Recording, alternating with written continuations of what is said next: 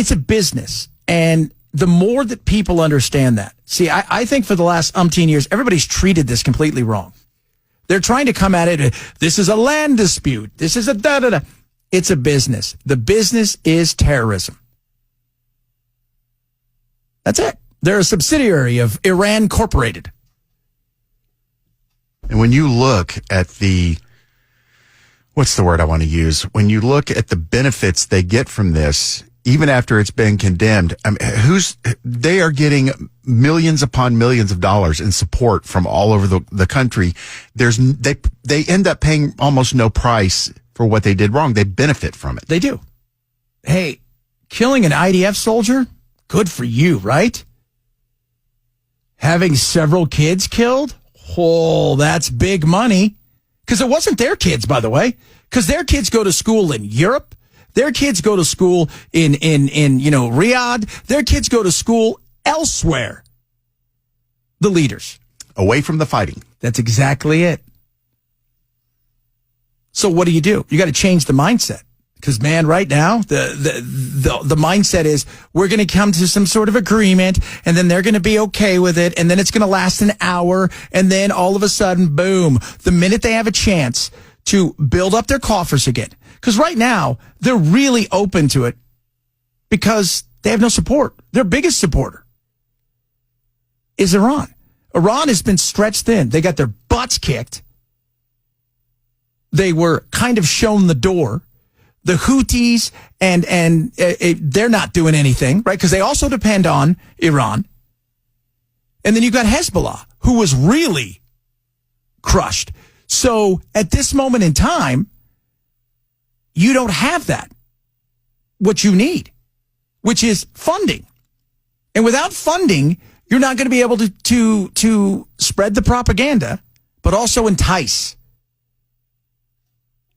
And the reason these people are easily enticed, simple. They don't have hope. They got nothing. They don't have anything.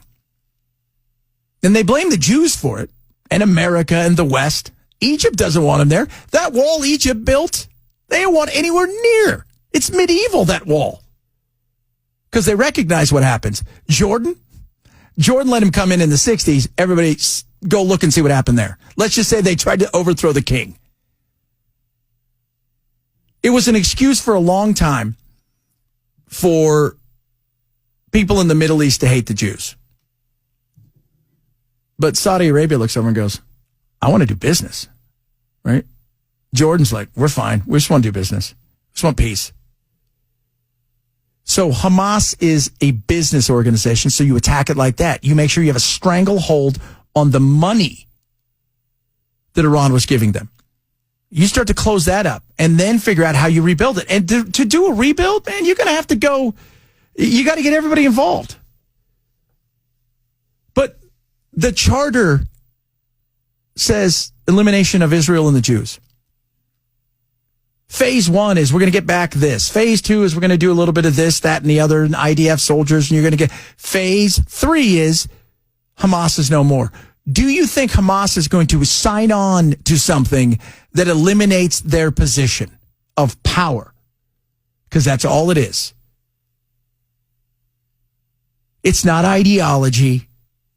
It's a business.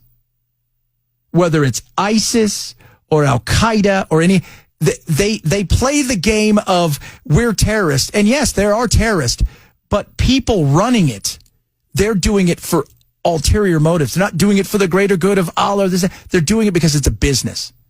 They like the power grab that they have. And they don't want to let that go.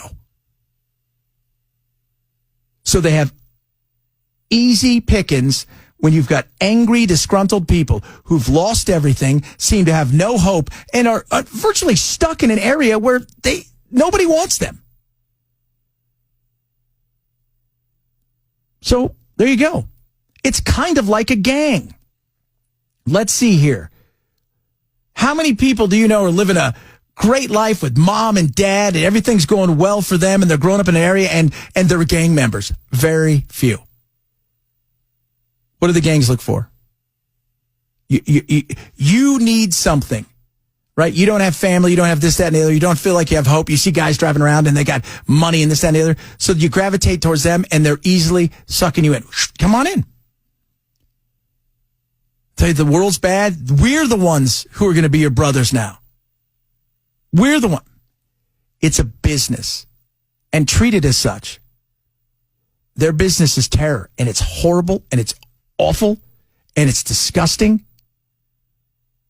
But if you cut off their money, if you cut off the funding that Iran gives them and Hezbollah, the whole 9 yards, and you take that away, and at the same time, the rest of the Middle East gets involved helping build up infrastructure throughout there, the people that you need to do your bidding, well, that starts to run dry.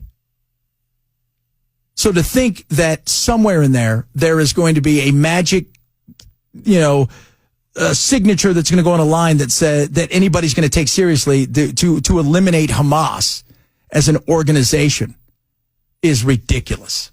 It is.